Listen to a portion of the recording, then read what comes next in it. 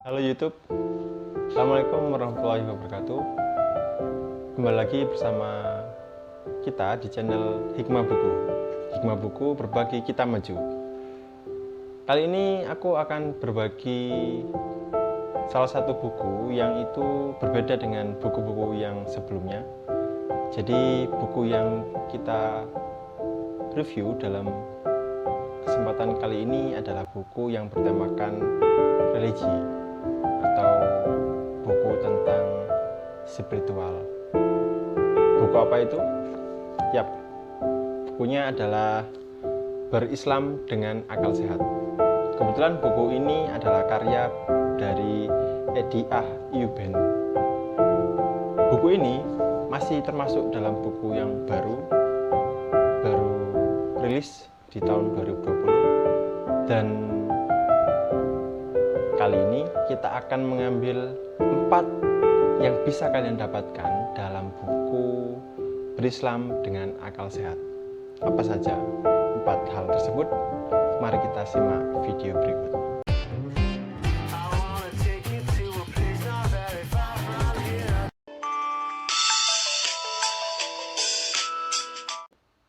Perlu kalian garis bawahi bahwa 4 poin yang aku sampaikan di sini adalah 4 poin yang aku tangkap setelah aku membaca buku ini sampai selesai. Jikalau kalian mendapatkan atau membaca buku ini secara langsung, insya Allah poin-poin tersebut tidak hanya ada 4, melainkan ada banyak sekali insight yang mungkin bisa kalian dapatkan. Hanya saja di sini aku akan membagikan 4 hal yang aku anggap penting bagi aku dan ingin aku bagikan kepada kalian semua. 4 hal tersebut apa saja? Oke, poin yang pertama.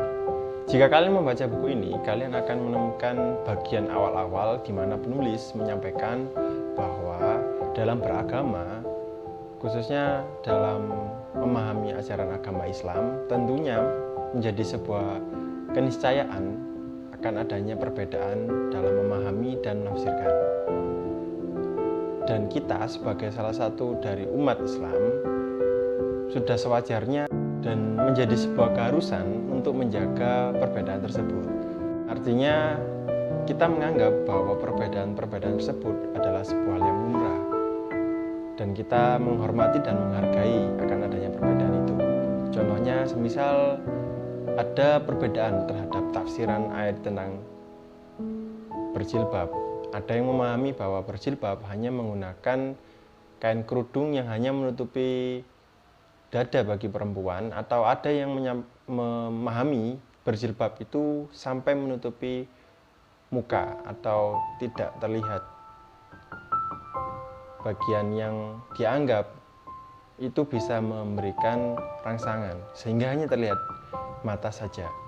Dari perbedaan tersebut, hendaklah kita memahaminya secara bijak, dan kita tidak boleh mengolok-olok saudara seiman kita yang itu berbeda di antara kita. Karena didasari atau tidak, mereka semua memiliki pertanggungjawaban dan alasannya masing-masing, dan kita menganggap bahwa hal tersebut adalah sebuah hal yang wajar. Kemudian poin yang kedua. Poin yang kedua, di sini penulis juga menjelaskan tentang beberapa hukum Islam yang itu mulai dilupakan oleh sebagian umat Islam di Indonesia. Penulis di sini menyampaikan bahwa dalam fikih Islam atau dalam memutuskan sebuah perkara, Islam itu juga memiliki metode selain Al-Quran dan Sunnah, tapi juga ada metode urf atau melihat adat, kemudian ikhtisan atau menganalogikan sebuah perkara, kemudian juga ada maslahat mursalah, membandingkan atau mengukur mana nilai kemaslahatannya di antara dua pilihan yang berbeda. Di sini kebetulan dalam buku karya Ediah Iuben menjelaskan metode-metode tersebut itu sudah dijalankan ketika Rasul dulu menjalankan atau menerapkan Islam, dan itu sudah ditransformasikan oleh penganut ajaran agama Islam ketika Islam itu ada di Indonesia. Contoh misalkan budaya atau melihat adat. Kita lihat di Indonesia ada budaya yang itu dilakukan oleh mayoritas umat Islam dan itu nilainya positif atau tidak bertentangan dengan Al-Quran dan As-Sunnah. Contohnya misalkan budaya tentang mudik atau berpulang kampung setelah merayakan hari kemenangan atau menjalankan momentum lebaran. Selama nilai itu positif dan tidak bertentangan dengan Al-Quran, maka itu bisa kita aplikasikan. Kemudian poin yang ketiga adalah di sini penulis juga menjelaskan dalam bukunya bahwa umat Islam itu idealnya adalah umat yang senantiasa menjaga etika dalam beragama. Artinya umat Islam tidaklah seharusnya bersikap eksklusif. Eksklusif dalam konteks ini adalah bersikap menganggap bahwa dirinya paling benar dan merendahkan golongan yang di luar dari golongannya. Contohnya misalkan ada istilah asobia. Kelompok saya adalah benar, kelompok kalian pasti salah. Dari pemikiran atau konsep seperti ini, penulis menyadari bahwa hal ini akan berdampak negatif terhadap perilaku keseharian umat Islam tersebut. Artinya, mereka yang bersifat eksklusif akan cenderung tidak open-minded, tertutup, dan tidak mau membuka cakrawala dengan pengetahuan yang baru. Padahal dalam agama Islam dijelaskan bahwa perbedaan adalah sebuah yang wajar dan kita memang harus senantiasa belajar untuk memahami sebuah realitas dan menerapkan ajaran agama Islam. Maka dari itu, penulis menyarankan bahwa pemikiran yang seperti ini tidak seharusnya umat Islam jalankan. Ketika seseorang yang itu menjustifikasi saudaranya sendiri sampai mengatakan dia bukan golongan dirinya, sampai menggunakan istilah kafir atau mungkin bukan orang Islam. Nah, ini akan membuat umat Islam menjadi umat yang susah untuk bersatu, dan jika susah dalam bersatu, maka musuh-musuh di luar Islam akan mudah dalam menyerang Islam. Sehingga kesulitan dalam beragama pun akan terpecah belah dan Islam akan menjadi atau umat Islam akan menjadi umat yang lemah karena saling menjatuhkan satu sama lain atau kisruh di dalam internalnya. Kemudian poin yang keempat atau poin yang terakhir di sini juga dijelaskan bahwa dalam beragama yang diutamakan adalah sebuah kemaslahatan. Artinya Tuhan atau Allah Subhanahu wa taala memberikan ajaran agama Islam itu tidak membuat umat manusia menjadi susah, justru malah memudahkan dalam menjalani kehidupan di dunia.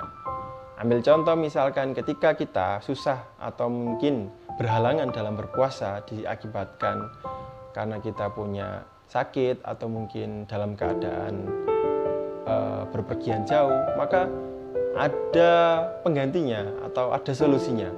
Misalkan kita diwajibkan untuk mengganti di hari yang lain setelah bulan Ramadan atau membayar fidyah. Sama seperti kondisi saat ini, penulis juga memperhatikan bagaimana wabah pandemik Corona atau COVID-19 yang itu terasa atau dirasakan oleh seluruh dunia. Penulis memberikan pandangannya tentang etika berjamaah atau etika sholat tarawih di rumah. Dan penulis menjelaskan bahwa hal tersebut memang jikalau itu lebih baik, maka itulah yang harus dipilih. Meskipun itu tidak pernah dilakukan sebelumnya atau mungkin umat Islam di Indonesia belum terbiasa. Tetapi kembali kepada prinsip tadi bahwa agama Islam adalah agama yang menitik beratkan terhadap kemaslahatan atau kemudahan dan kebaikan bagi umat manusia.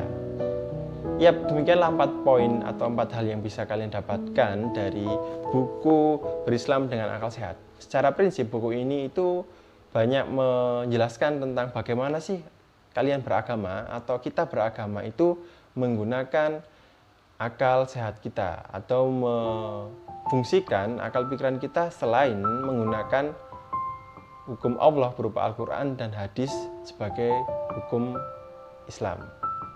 Yap, semoga video ini bermanfaat buat kalian dan kita semua. Dan nantikan episode selanjutnya tentang hikmah buku di akun Hikmah Buku ini.